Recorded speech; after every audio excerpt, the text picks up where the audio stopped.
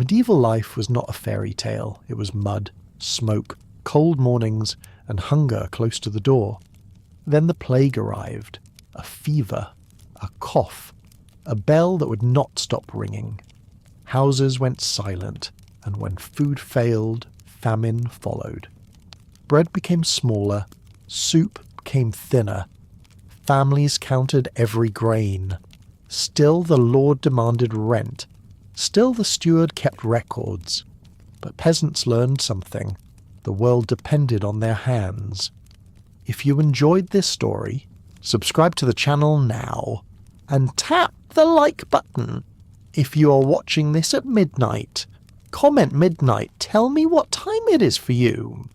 Imagine you're walking down a muddy road at dawn. The sky's grey, the air smells of wet straw and wood smoke. Ahead you see a small medieval village. It sits low to the ground. Roofs are thatched, walls are mud and timber. Chickens scratch near doorways. A church bell rings in the distance. It rings for prayer, it also rings for births. It rings for weddings. It rings for funerals. In this village, time is measured by seasons. It is not measured by years. There is planting.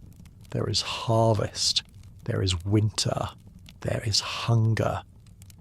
Most people here are peasants. They do not wear armour. They do not make laws. Their world is a hard bargain. Work the land. Survive the cold. Hope the next crop is better than the last. Every day is labour. Every night is worry. Parents count loaves. Children learn early what enough really means. Tonight I will tell you how these peasants faced 3 enemies. Famine emptied their bowls. Plague emptied their streets. Lords claimed a share of everything. If you want to understand medieval life, start here. Start in the dirt. Start with hands that never truly rest. To live as a peasant was to live under someone else's shadow. The land could feel like home. It was rarely yours. A local lord owned the fields. He owned the forest. He owned the mill. Sometimes he owned the oven where bread was baked. Many peasants were tied to the manor by law and custom. Leaving without permission could bring punishment. It could also bring hunger on the road. Taxes were not only coins. Taxes were sacks of grain. Taxes were eggs and chickens. Taxes were days of forced labour. A peasant might spend 2 days working the lord's fields. Then the peasant returned to a small strip of land. The strip fed the family. The peasant returned already exhausted. If you needed to grind flour, you used the lord's mill. You paid a fee. If you wanted to fish or cut wood, rules decided what was allowed. Rules decided what was theft. If you argued, you faced the manor court. It was often run by the lord steward. Justice could be quick. It could be public. It could be humiliating. The lord promised protection. Protection came with a price. When storms came, peasants could not opt out. They endured. Endurance shaped everything that followed. Famine usually began quietly. One wet spring, and the seed rotted in the ground. One cold summer, and the grain stayed thin and pale. From far away, the fields still looked green. Up close, each stalk held less food than hope. And at first, families tried to pretend it was normal. They stretched meals with water, they added herbs, they used whatever they could find. Bread grew smaller, soup grew clearer. A mother might say she ate earlier. She would pass her portion to a child. In the village market, prices rose fast. A loaf that once cost a few pennies now cost many times more. People sold tools, then they sold clothes, then they sold heirlooms, they sold anything to buy a little grain. Soon neighbours watched each other's doors. Theft increased. The church offered prayers. Sometimes it offered small charity. Charity could not feed everyone. Hunger made bodies weak. Cuts healed slowly. Coughs lasted longer. Fear grew. Faith grew. Desperation grew. People gathered acorns. People dug roots. People ate plants meant for animals. Famine did not kill with one blow. It made the village fragile. A fragile village is the perfect place for a disease to arrive. News travels without maps. It rides on carts and boots. A trader arrives from a distant town. His voice is low, his eyes avoid yours. He says people are dying on the roads. He says some houses are marked. He says priests cannot bury the dead fast enough.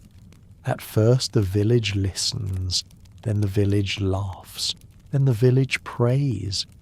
A plague feels safer when it is far away. People say it belongs to cities. They say it belongs to strangers. But fear spreads anyway. It enters kitchens and barns. It sits in the church. It turns every cough into a warning. Mothers hold children closer. Men watch the road.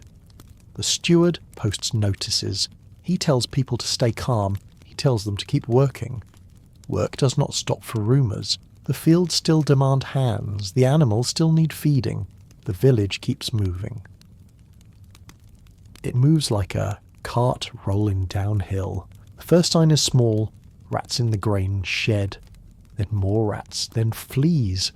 You do not see the fleas. You feel them at night. An itch. A bite. Then someone gets sick. A young man from the mill. He has a headache. He feels heavy. By evening he shakes. By morning he cannot stand. A painful swelling rises near his groin. It is hot. It is ugly.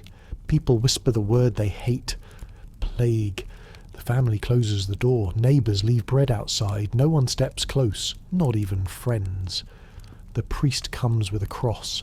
He stands back. He speaks comfort. He also protects himself. In the manor, the steward counts workers.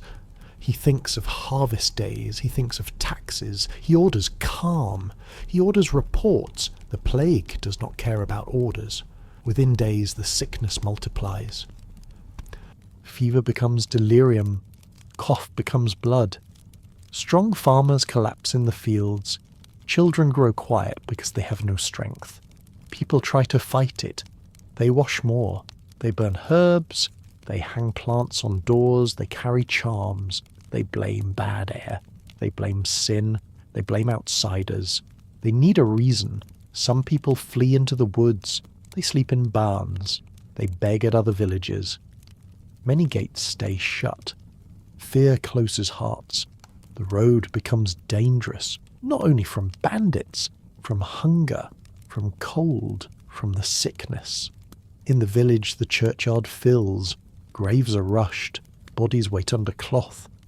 The bell rings again and again. It sounds tired. Then the Lord's men still ask for rent. Some peasants bow from habit. Others stare in disbelief. Under the fear, something new grows. Quiet anger. When death becomes common, the village changes. Some people become brave. Some people become cold. A wife stays beside her sick husband. She wipes his face. She brings water. She sits through the night. She knows what it might cost. She stays anyway. Another home chooses fear. A brother shuts the door on his sister. He tells himself it is survival. He tells himself it is necessary. Later he will remember the knocking. He will remember her voice. The village tries to cope. Small groups form. They share food. They share chores. They take turns caring for the sick. They avoid crowds. They bury the dead fast. They speak less. They save breath. The church offers meaning. It offers confession. It offers processions. Sometimes it helps. Sometimes it spreads panic. If the priest calls it punishment, people drown in guilt. The manor court still runs. Fines are still taken. A man is punished for missing a workday. He missed it to bury his child. The rules stay hard, even as people break. Then hunger comes back. It comes back because the fields were left half-worked. It comes back because too many hands are gone. It comes back because trade slows. Grain does not move. Salt does not arrive. Tools break. Nothing replaces them. Winter feels closer now. Winter is not just weather. Winter is a judge. It asks one question. Did you store enough? Prices rise in the market. Bread becomes small and rare. Meat becomes a memory. Families stretch soup with water. They grind husks into flour. They swallow and pretend it helps. The Lord still wants his share. Some lords accept less, some demand the same. They have soldiers to pay. They have pride to protect. They also fear rebellion. A hungry village is a dangerous village. In kitchens and barns the anger grows sharper. People start to count losses, they count graves, they count loaves, they count what the Lord still takes. After the plague, the balance shifts. There are fewer workers. That changes everything. A widow can refuse extra labour days. A young man can ask for better terms. A family can threaten to leave. The Lord cannot replace them easily. Not now. Some people do leave. They move at night. They slip to another manor. They offer their hands for lower rent. Sometimes it works. Sometimes they are caught. Punishment can be brutal.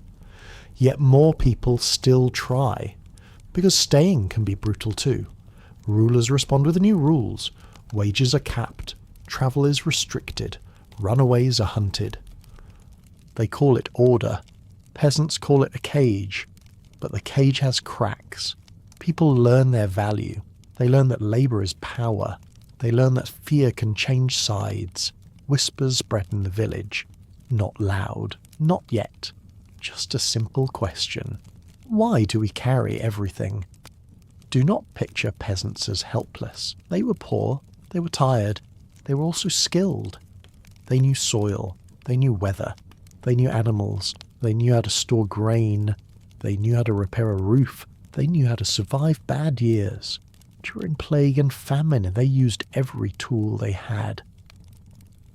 They kept distance when they could. They cleaned with ash. They burned old bedding. They changed how they buried the dead. They learned fast. They learned through loss. They also relied on each other. One household could fail, a village could still stand. People shared seed. People shared water. People shared labour. They looked after widows. They looked after orphans. Not always, not perfectly, but often enough to matter. The lords remained a pressure. Yet something shifted after the worst waves. Peasants saw the system crack. They saw authority fail to stop death. They saw that the world still needed their hands. And once you know that, you do not bow in the same way again. After the worst wave, the village feels hollow. Doors stay shut longer. The market sounds quieter. There are fewer weddings. There are more widows. Work still has to be done. Someone must plough. Someone must mend fences. Someone must bring water. But every task now has a missing name attached to it. A field that belonged to a dead family sits empty. A house collapses because no one repairs the roof.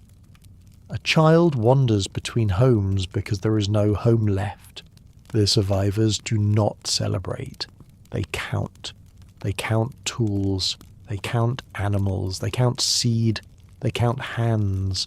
And the Lord counts too. He counts rent that didn't arrive. He counts labour days that vanished. He counts how many peasants remain. This is the moment when life does not return to normal, it becomes something else. A village is not just buildings. It is people. When people disappear, the rules start to wobble. Labour becomes scarce. Scarcity creates bargaining power. A peasant now knows something important. The Lord needs workers more than before. A steward may come with the old demands. The answer is different. A man might say no. A widow might refuse extra days. A group might insist on lower rent. They speak carefully, but they speak. Some lords adapt. They offer better terms. They promise fewer labour days. They allow more freedom. Not because they became kind, because they became practical. Other lords tighten control. They raise punishments. They threaten prison. They try to force the old world back into place. Both responses reveal the same truth tell. The balance has shifted. Authority can still strike, but it cannot easily replace the hands it strikes. In the village, people notice. They notice which lord bends. They notice which lord breaks. They start to compare. They start to choose. Money starts to matter more. Not just grain, not just eggs, coins. As trade restarts, merchants return. They bring salt. They bring cloth. They bring news. They also bring prices. A peasant who sells a little surplus can pay rent in cash. Cash is lighter than sacks. Cash can be hidden. Cash can be saved. This changes daily life. More people visit markets. More people learn measures and weights. More people hear about far places. The village feels less sealed. It also creates tension. Old customs say your place is fixed. New money suggests your place can move. The lord notices too. He wants cash. He wants steady income. He may push peasants to pay in coins. He may push them to produce more for sale. That can help some families. It can crush others. And the church watches this shift with mixed feelings. Money can feed the poor. Money can also buy sin. The world is becoming larger, even for people who never leave the village. The church is not a single voice. It is many voices. Some priests preach obedience. They say suffering is a test. They say accept your place. They say the Lord is part of God's order. Other priests preach mercy. They organize charity. They urge the rich to share. They defend widows. They defend orphans. And some preachers are fire. They walk from town to town. They speak of judgment. They speak of the end times. They say the world is upside down. They say the proud will fall. For peasants, this is powerful. If death can strike anyone, then maybe rank is not as sacred as it seemed. If the world can change so quickly, then maybe it can change again. Religion can calm people. It can also fuel them. A sermon can feel like a blanket. It can also feel like a spark. The Lord fears that spark. He listens for it. He watches gatherings. He controls which voices are allowed near his land. Laws appear to freeze the new world. Rulers do not like change. They try to stop it on paper. Wages are capped. Prices are controlled. Travel is restricted. Contracts are enforced harshly.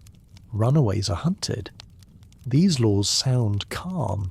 They sound reasonable, but they are built on panic. Panic of losing labour. Panic of losing power. For peasants, it feels like this. You survived plague. You survived hunger. Now you are punished for surviving. People respond in quiet ways. They hide coin. They work slower. They pretend not to hear orders. They move at night. They marry into other villages. They use networks of kin. Resistance does not always look like rebellion. Sometimes it looks like small refusal repeated 1,000 times. The steward keeps writing names in his ledger. He writes debts. He writes fines. He writes absences. But the ink cannot fully hold the village anymore. Tension builds in ordinary moments. At the mill. At the market. At the manor gate. A collector demands the usual share. A peasant says it is too much. The collector threatens punishment. The peasant does not look down. That is new. A crowd watches. Nobody shouts, but everyone listens. The collector feels the eyes. He feels the change. Sometimes the Lord backs down. Sometimes he doubles down. When he doubles down, people remember it. They talk about it at night. They repeat it in barns. They repeat it in the fields. Anger is not only about money. It is about respect. It is about being treated like a tool. After plague, many peasants refuse that feeling. Still, they are careful. Lords have soldiers. Soldiers have weapons. One wrong move can ruin a village. So peasants measure their steps. They wait. They learn who stands with them. They learn who will betray them. They learn what the law will do. Then they decide what they will do. In some places, anger becomes action. Not everywhere. Not all at once. But it happens. A village refuses extra labour days. A group refuses a new tax. Someone cuts down a fence. Someone burns a record. A steward is chased out. A manor court is disrupted. These moments can look sudden. They are not. They grow from years of pressure. They grow from fresh graves. They grow from empty bowls. When rebellion rises, it often uses simple words. Fair rent, fair work, fair treatment. It is not always about overthrowing everything. It is about breathing. Lords respond with force. Some bring soldiers. Some make examples. Punishments can be brutal. That fear is real. Yet the idea spreads anyway. The idea that peasants can say no. The idea that peasants are not alone. Even failed revolts leave a mark. They teach. They connect. They change what people believe is possible. Not all change is dramatic. Some change is slow and practical. Land is reorganized. Empty plots are claimed. Some peasants rent more land. Some become small landlords themselves. Villages negotiate new agreements. Customs shift. Work patterns change too. People focus on skills that bring cash. Wool, brewing, craft work, market gardening. A family that once only survived now tries to plan. Women often take on new roles. Widows run households. They manage labour. They negotiate rent. They protect children. They become visible in public life. Youth also changes. A young worker can travel for seasonal jobs. He can send money home. He can learn new ways.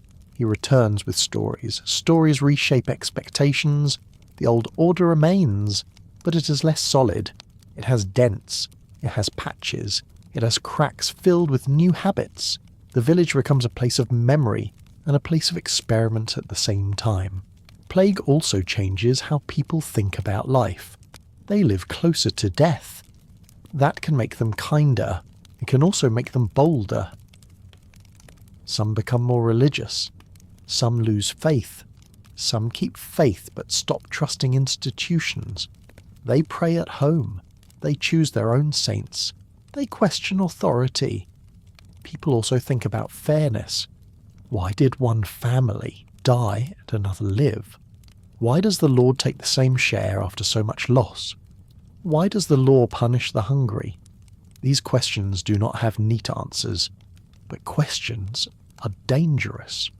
Questions do not go back into the bottle. The Lord senses it.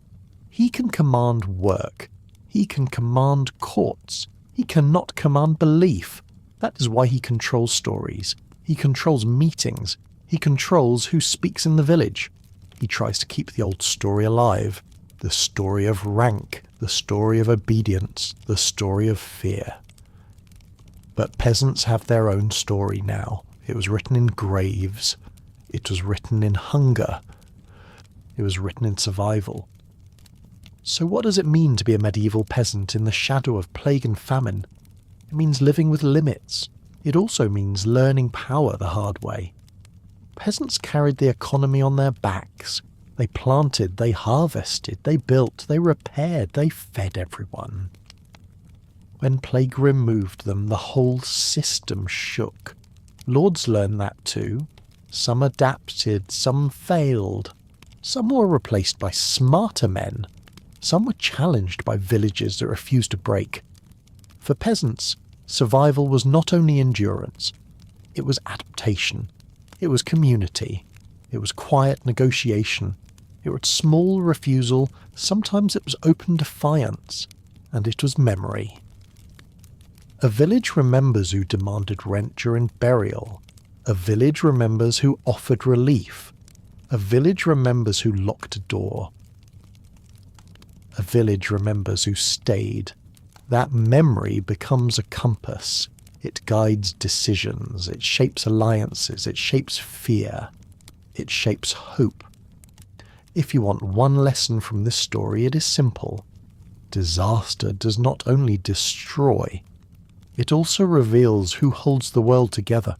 Let's zoom in on one household, a widow named Agnes. She did not plan to be alone. The plague chose for her. She wakes before light. She checks the roof. She checks the fire. She checks the grain jar. She counts, always counting. She also makes decisions her husband used to make. Which field to plant, which tool to repair, which neighbour to trust, which debt can wait. The steward comes for rent. Agnes does not beg. She bargains. She offers what she can. She refuses what she cannot. Her voice shakes, but it does not break. Behind her 2 children watch. They learn what power looks like when you have little. It looks like standing still. It looks like speaking clearly. It looks like not flinching. Agnes is not a hero in songs. She is a hero in kitchens. She keeps her family alive. She keeps a small piece of land from slipping away. This is how the new world is built. Not in castles, in homes like hers. Now follow another person, a miller named Thomas. Before the plague, he was just a worker by the river. After the plague, he is essential. People need flour, people need bread. The mill turns almost every day. The wheel's sound becomes the village heartbeat. Thomas knows it. The steward knows it too. The mill fee matters more than ever. Thomas is stuck in the middle. If he charges too much, neighbours will hate him. If he charges too little, the steward will punish him. If he shuts the mill, the village goes hungry. So Thomas becomes careful. He keeps fair measures.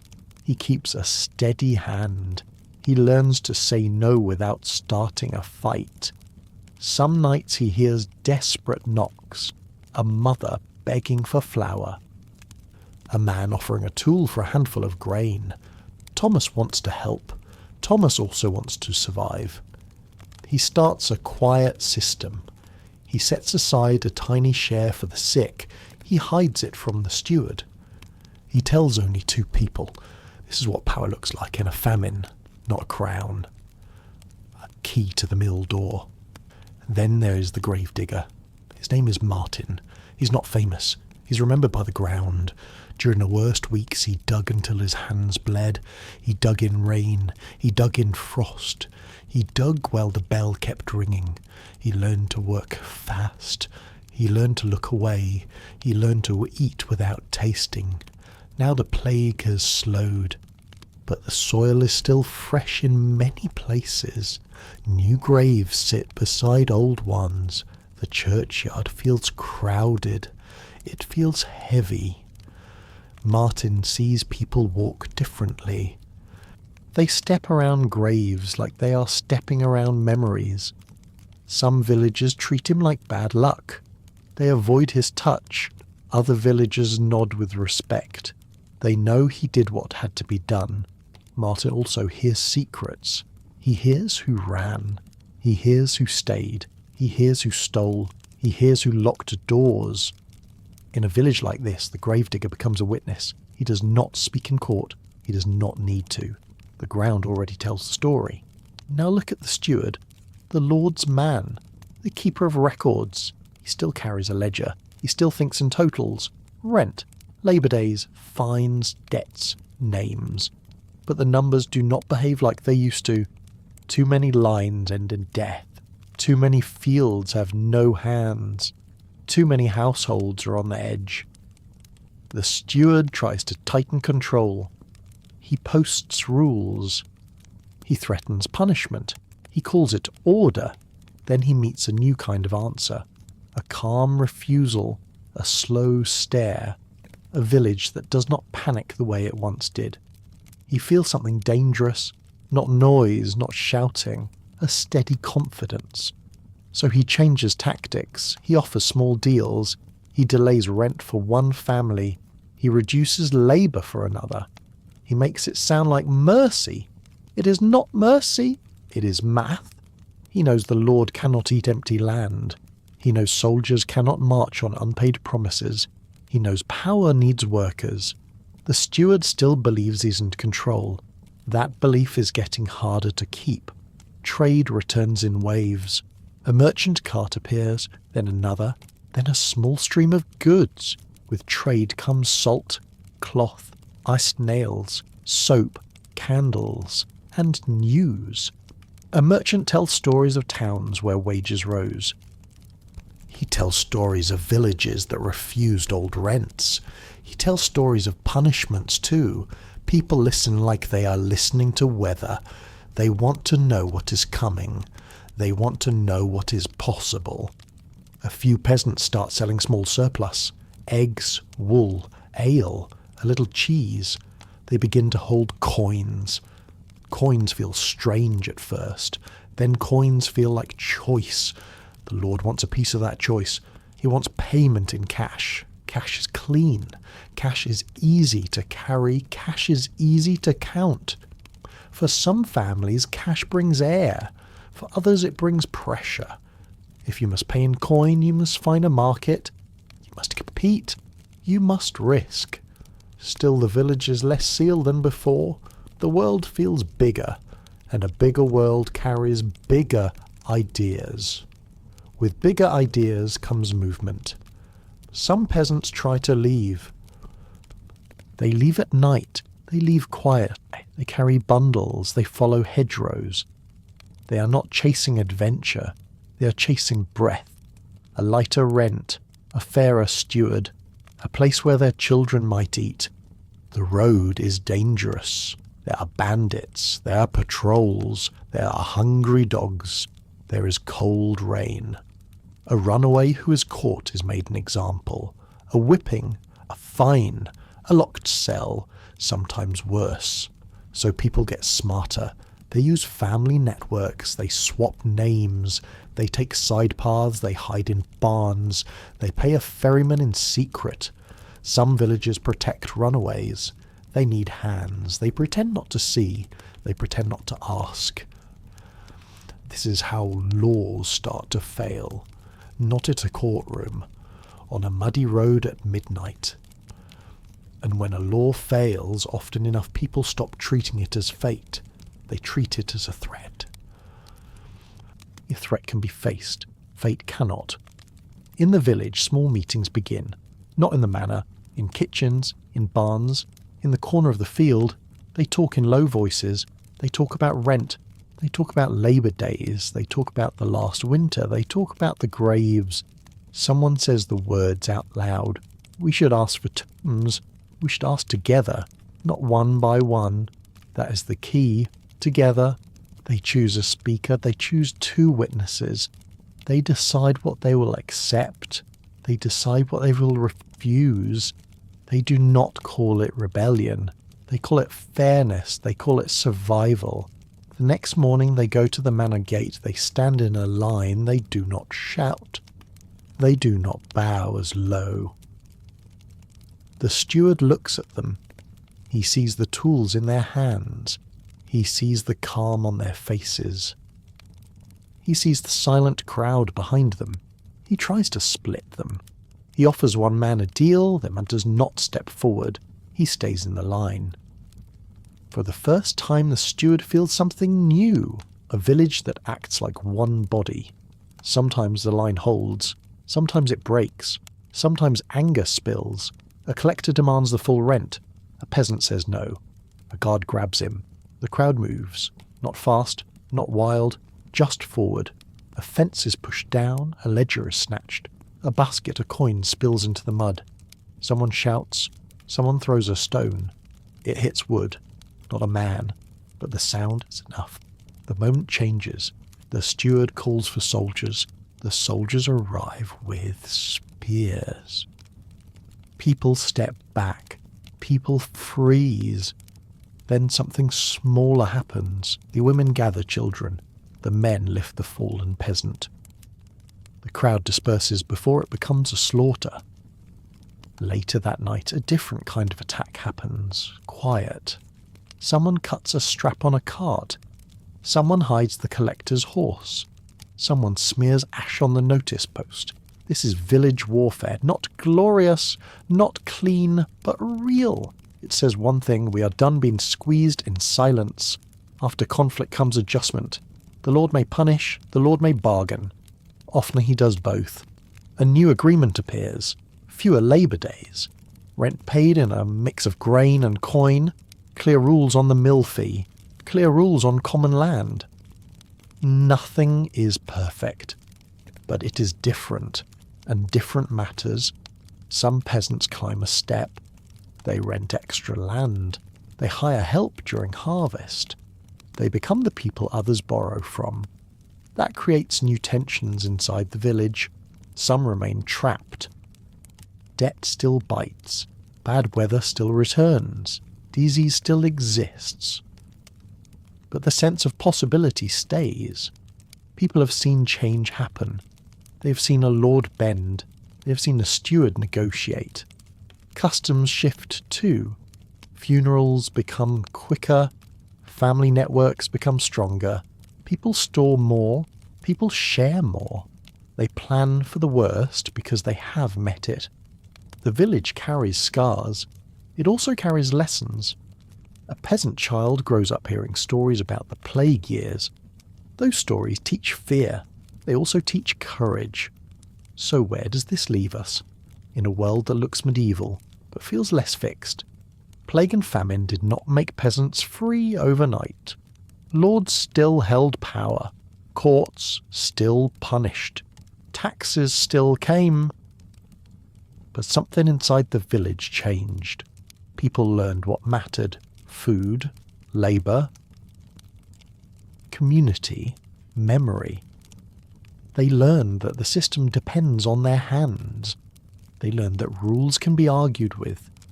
They learned that fear can be shared. They learned that anger can be organised. They also learned the cost. They saw graves, they saw hunger, they saw neighbours break. That is why their strength is quiet. It is not heroic speeches. It is a line of people at a gate. It is bread left at a door. It is a roof repaired before winter. It is a refusal spoken calmly. In the next part we follow these changes outward, into towns, into laws, into larger revolts, into a new economy, but never forget where it began. In a small village, on a muddy road, with ordinary people trying to live. Now the story widens. It moves beyond one village. It touches towns. It touches roads. It touches law. In a nearby market town, the plague hit differently. The streets were tighter. The air was thick with smoke. People lived wall to wall. When sickness arrived, it moved fast. The town council tried rules. No gatherings, no fairs, no strangers. Watchmen at gates. These rules helped sometimes. They failed often. A merchant could carry cloth. A merchant could also carry fleas. A cart could carry grain. A cart could also carry death. When the town suffered, it pulled on the countryside. Prices jumped. Credit dried up. Work vanished. Even peasants who never entered the town felt its pain. After the worst weeks, the town changed. Some shops stayed closed. Some families disappeared. Empty buildings became common. But new people moved in, survivors from villages, workers looking for wages, orphans looking for food. The town became a magnet for the desperate, and when desperate people gather ideas, gather too. In towns, wages rose first. It was simple math. Too many workers had died. Too much work remained. A mason could demand more. A carpenter could demand more. A servant could demand more. Even a farmhand could demand more. The rich didn't like this. They called it disorder. They called it greed. They called it dangerous. So they used law. They set wage limits. They punished workers who asked for more. They punished masters who paid more. The message was clear. Survive the plague. Then return to your old place. People did not accept it easily.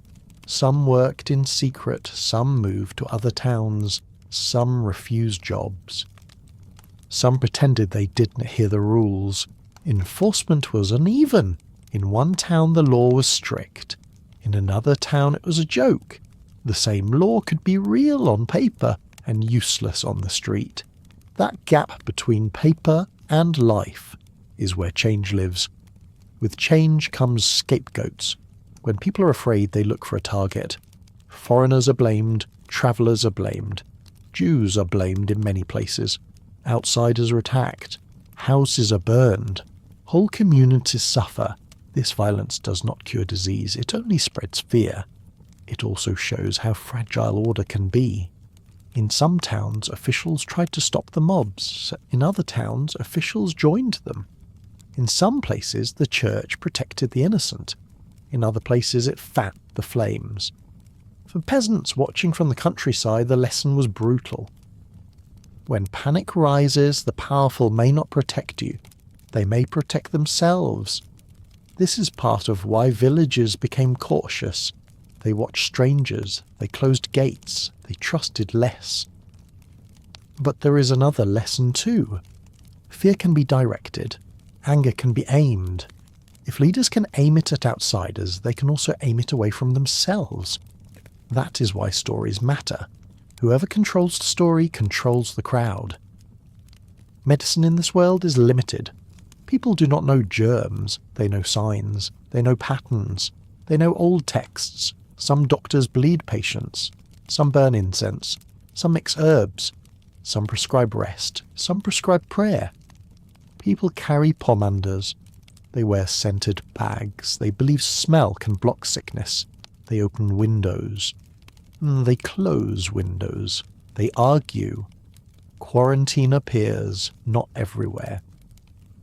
Not always, but the idea grows. Keep the sick apart. Keep ships waiting. Keep travellers outside town walls. In villages, quarantine is rough. A family closes its own door. Neighbours leave food at a distance. The sick are alone. The healthy are terrified. These measures sometimes slow spread. Sometimes they fail. People still have to eat. People still have to work. That need breaks rules. Even when the science is wrong, the behaviour can still help. Distance matters. Clean water matters. Less crowding matters.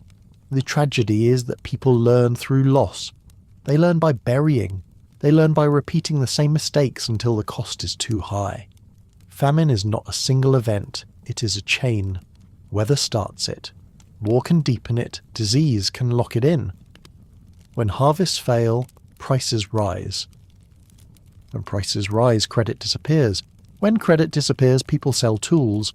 When tools are gone, the next harvest fails harder. This is how a village falls. Not in one day. In steps. The church tries to help.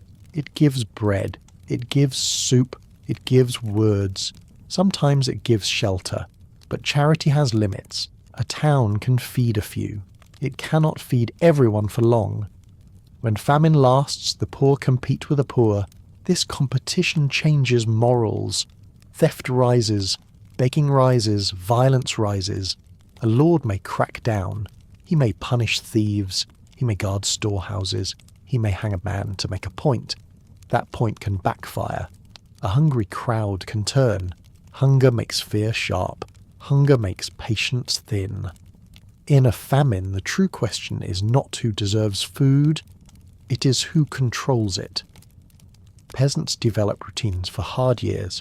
They store what they can, they dry peas and beans, they salt meat if they have it, they hide a little grain. They also plan social survival, they build favours, they lend tools, they share seed, they attend weddings and funerals even when tired. Community is insurance. During plague, those routines are tested. Sharing becomes risk. Gathering becomes risk. Touch becomes risk. So people adapt. They help from a distance. They leave food at doors. They trade without contact. They speak across fences. You can see a new kind of village etiquette. A careful nod. A step back. A quiet warning. These habits feel small. They save lives. They also change relationships. Some friendships fade. Some bonds become stronger. People remember who helped. People remember who disappeared. A village has a long memory. That memory becomes a map for the next crisis. It tells you who to trust when the bell rings again. Not every crisis ends with rebellion. Many end with compromise. A lord needs rent. Peasants need breath. The steward becomes a negotiator more than a judge. New terms appear. Rent can be delayed. Labour days can be reduced. Payments can shift to coin. Common land rules can be clarified. These agreements are local. They vary from manor to manor. That matters, because it creates comparison. A peasant can say, "The next lord offers better." Competition between lords is a quiet force. If one lord is too harsh, workers drift away. If one lord is too soft, his neighbours complain. He is accused of weakness. So lords watch each other. Villages watch too. This is how power becomes less absolute. Not because someone declares a new era. Because many small deals reshape daily life. Even when a deal is unfair, it can still set a precedent. It can prove that the old demands are not sacred. They can be changed. And once something can be changed, it can be changed again. Memory becomes politics. People keep lists in their heads. They remember the steward who fined a man during a funeral. They remember the lord who reduced rent after a harsh winter. They remember the priest who helped orphans. They remember the neighbour who locked a door. These memories guide choices. Who to marry, who to trade with, who to follow in a dispute, who to protect. In court, a peasant may not speak freely. Outside court, he speaks constantly. Stories pass from hearth to hearth. Stories travel faster than law. The Lord tries to shape these stories. He hosts a feast. He gives a small gift. He makes a public show of mercy. Sometimes it works. Sometimes it feels fake. Peasants are good at reading practical truth. They know when bread is real and when kindness is performance. The church also competes for the story. It offers saints. It offers meaning. It offers blame. It offers comfort. In this struggle, the village learns a new skill. Narrative. Whoever controls a narrative can control behaviour. This is not modern, it is human. The plague does not vanish forever. It returns in waves. Years later, a new outbreak appears. By then some habits remain. Quicker burials, more distance, less crowded gatherings, more attention to water and waste. But fear returns too. Old rumours return. Old blame returns. People still say bad air, people still say sin, people still say outsiders. Each return is smaller or larger depending on luck. Weather matters, trade matters, war matters. The point is this: the medieval world lives with uncertainty. No one expects stable peace. No one expects stable health. This shapes personality. People become practical. They become spiritual. They become suspicious. They become resilient. A peasant mother teaches her child. Store a little extra. Keep your tools close. Trust your kin. Listen when the bell changes its rhythm. Survival becomes culture, not just an act, a tradition. So what holds all of this together? Not kings, not laws, not even the church. What holds it together is work. Ordinary work, quiet work, repeated work. A village survives because someone milks the goat. Someone bakes the bread. Someone mends the roof. Someone digs the ditch. Someone carries water. When plague and famine strike, those tasks become heroic. Not in songs, in reality. This is why peasants matter. They are not background characters. They are the foundation. Lords can command, but they cannot plant with words. Priests can bless, but they cannot harvest with sermons. When the foundation cracks, the whole structure shakes. That is the lesson the medieval world learns again and again, and it is the lesson we should remember too. Big systems rest on small hands. In the next voices, we will move toward the larger turning points. We will see how these pressures lead to bigger revolts. We will see how law and economy change. We will see how the story of peasants becomes the story of history itself. In some regions, pressure keeps building year after year. Rent, labour, fines, bad harvests. Then another outbreak. People do not forget. They store anger like grain, a little at a time, until the bin is full. The spark can be small, a new tax, a harsh punishment, a steward who insults a widow, a soldier who takes food from a child. When the spark lands, the village reacts, but not like a mob, like a crowd that has practiced silence. They gather at the manor gate. They demand relief. They demand fair measures. They demand that old burdens be reduced. If the Lord refuses, the crowd does not vanish. It grows. Neighbouring villages hear. They send men. They send tools. They send courage. This is how local trouble becomes a movement. Not from one speech. From many small injuries that finally connect. And once villages connect, fear changes sides. A movement needs messages. It needs signals. It needs trust. People use church days. They use market days. They use weddings. They use funerals. They use any moment when faces gather. They speak in simple phrases. Fair rent. Fair work. No more extra days.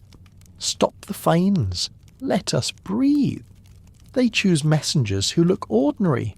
A miller, a shepherd, a widow's brother, someone who can travel without suspicion. They carry news from village to village. They learn which stewards are cruel. They learn which lords are weak. They learn where soldiers camp. Sometimes they swear oaths. Not fancy words, just a promise.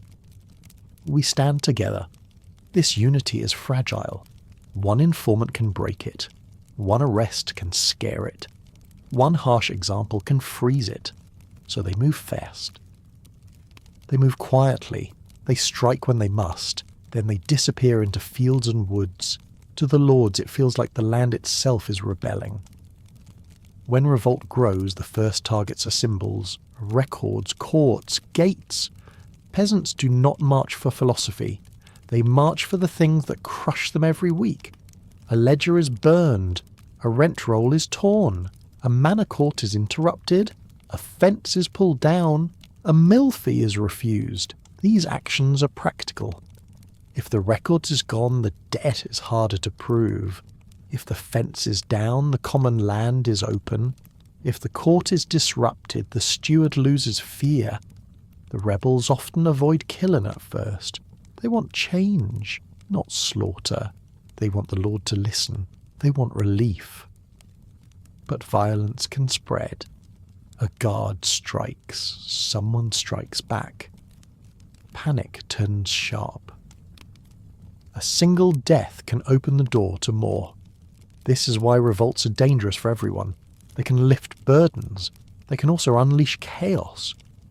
Still, many peasants decide the risk is worth it, because the old risk was slow death.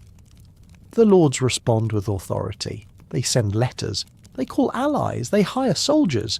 They also use the church. They ask priests to preach obedience. They promise forgiveness for those who return home. They threaten damnation for those who resist. Some rebels hesitate. Many do not. They have heard sermons before. Sermons did not fill bowls. So the lords use force. Patrols ride out. Leaders are hunted. Villages are fined. Hostages are taken. Punishment is meant to teach a lesson. It is meant to make fear stronger than hunger. Sometimes it works.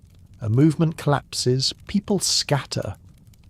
They hide tools. They return to fields with lowered eyes. but punishment also creates martyrs. A public execution becomes a story becomes a warning becomes a reason to hate. The lords win battles, they do not always win the future. In towns, the story looks different. Revolts can be about wages, it can be about food prices, it can be about guild rules. Apprentices complain, journeymen strike, labourers riot, they smash scales, they break baker stalls, they demand cheaper bread. City officials fear crowds. Crowds can burn a market in an hour. So towns build systems, grain stores, price controls, watchmen, curfews, sometimes charity.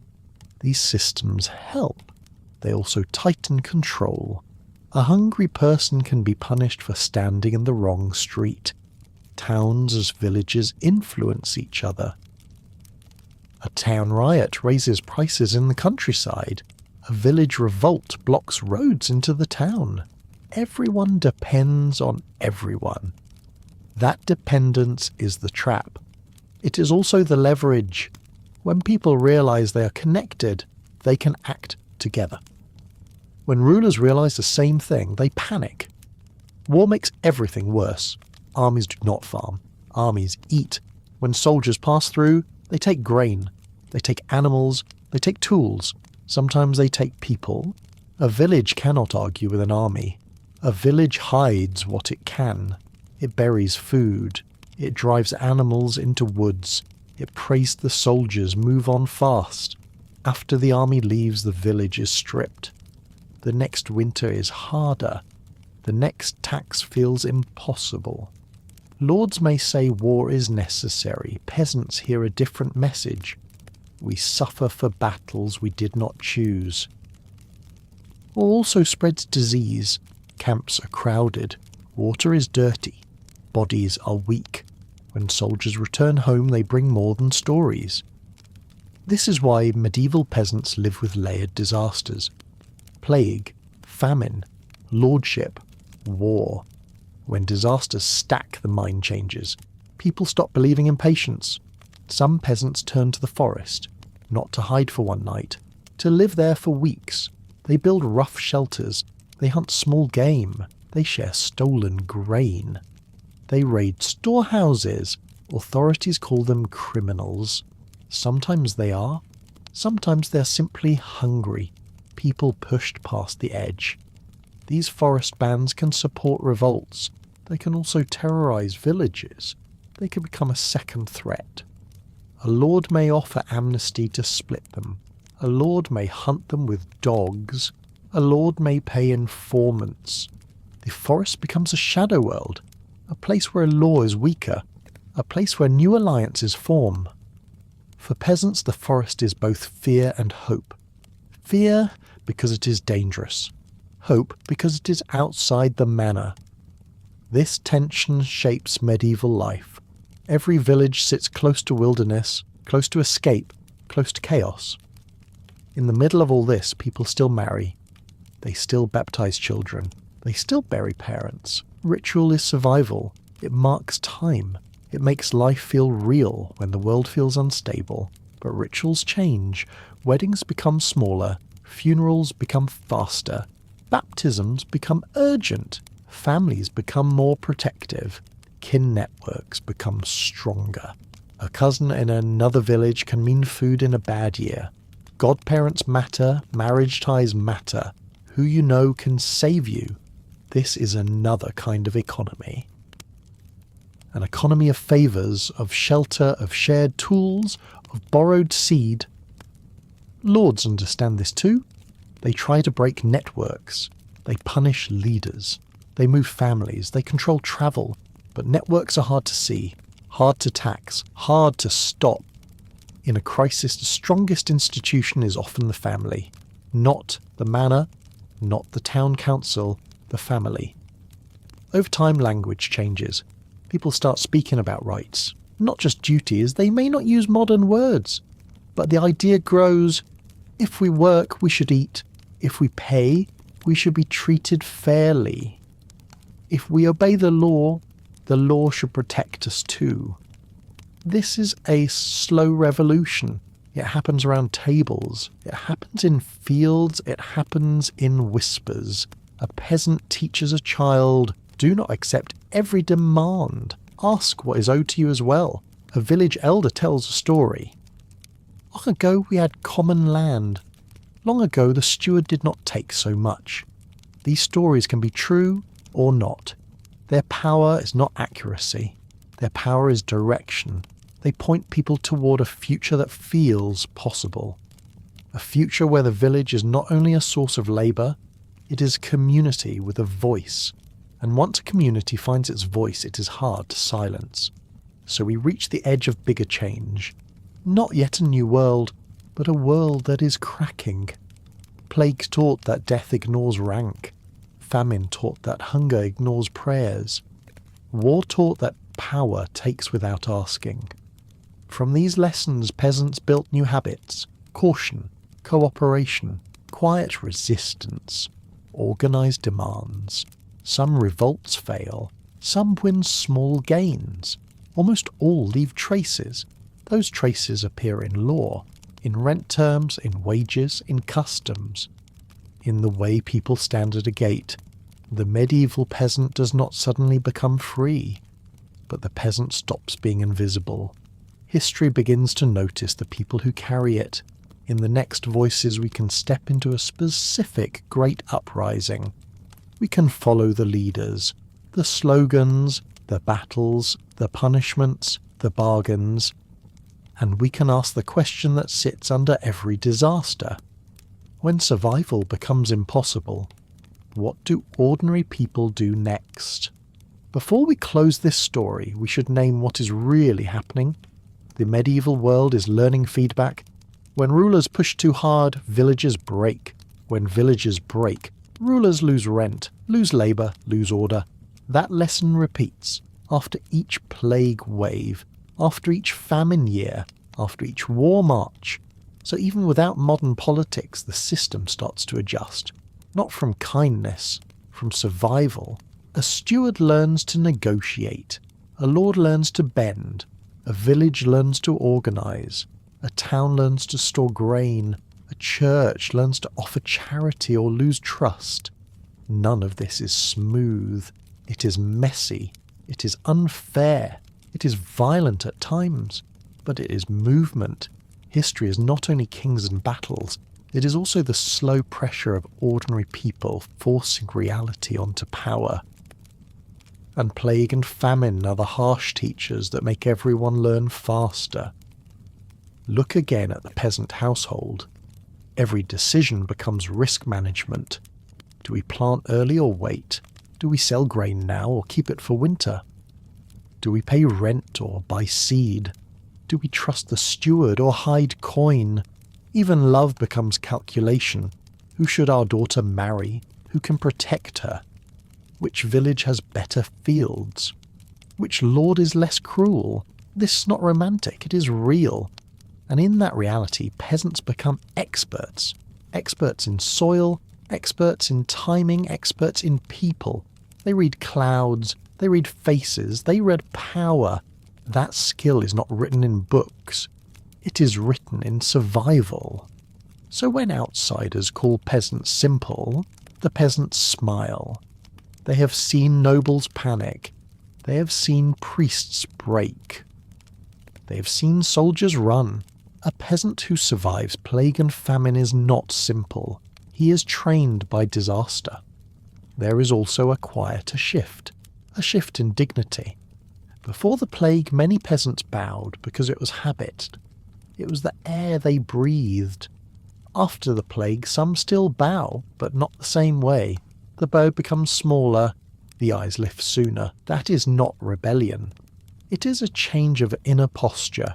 A lord notices. A steward notices. They may not speak of it. They feel it. This is how social change often begins. Not with a riot, with 1,000 small moments. A peasant speaks one extra sentence. A widow asks one extra question. A worker refuses one extra demand. Each time nothing explodes. Life continues, but the boundary moves. And once a boundary moves, it rarely returns all the way back. That is why rulers fear attitude as much as action. Action can be punished. Attitude spreads. If you want one image to hold in your mind, hold this: the bell. In the early voices, it measured life, births, weddings, funerals. During plague, it rang until it sounded tired. After plague, it rang again, not only for death, for meetings, for warnings, for gatherings in the square. The same bell, a different meaning. That is what disasters do. They reuse the same objects, the same places, the same people. But they change the meaning. A churchyard becomes a record of loss. A market becomes a place of rumour. A manor gate becomes a place of negotiation.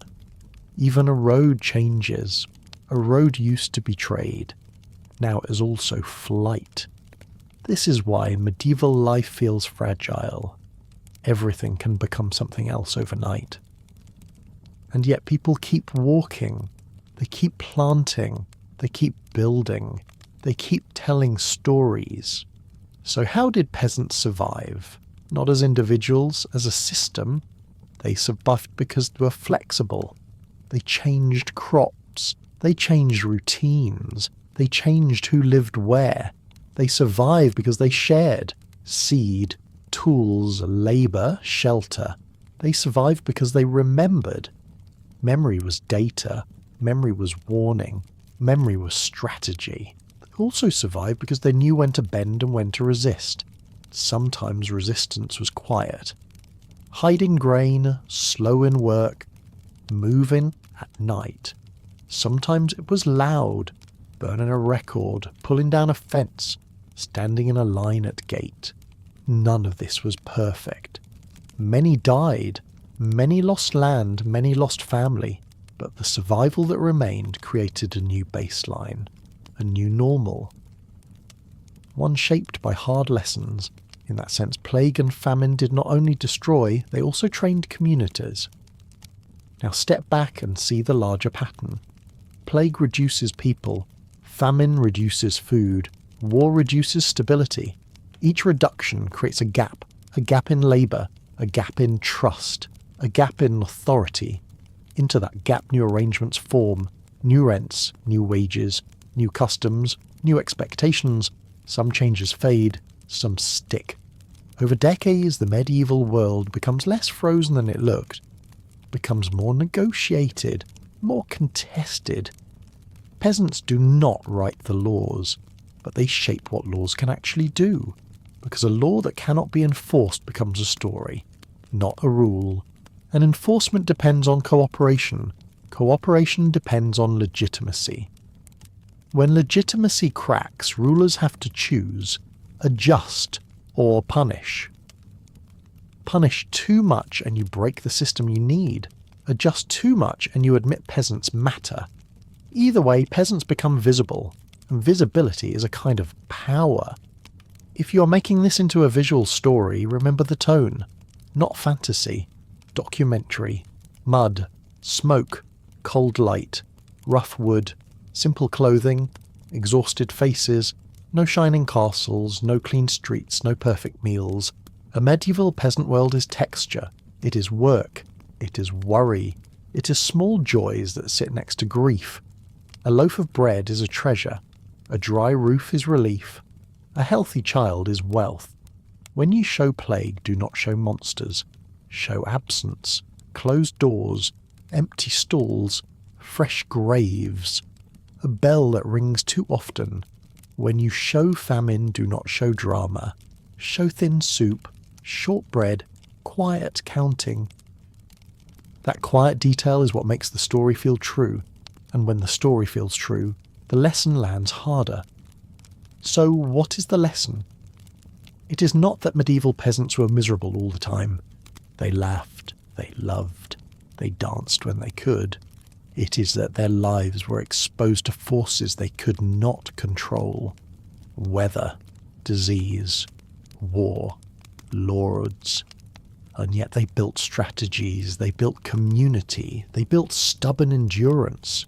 They also changed the world in small ways, by surviving, by negotiating, by refusing.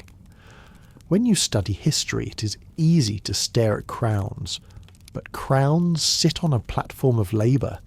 When labour is threatened, everything shakes. That is the hidden engine under this whole story. Plague and famine reveal the engine. They show who is essential.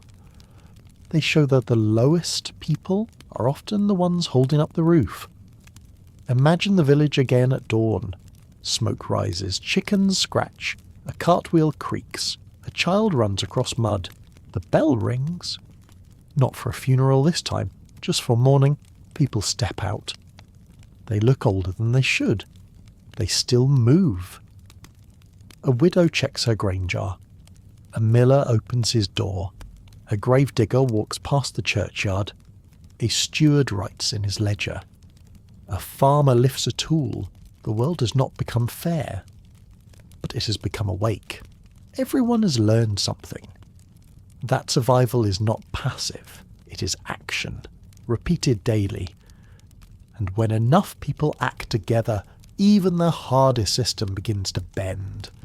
That is how medieval peasants face plague and famine, not with one miracle, with 1,000 small choices.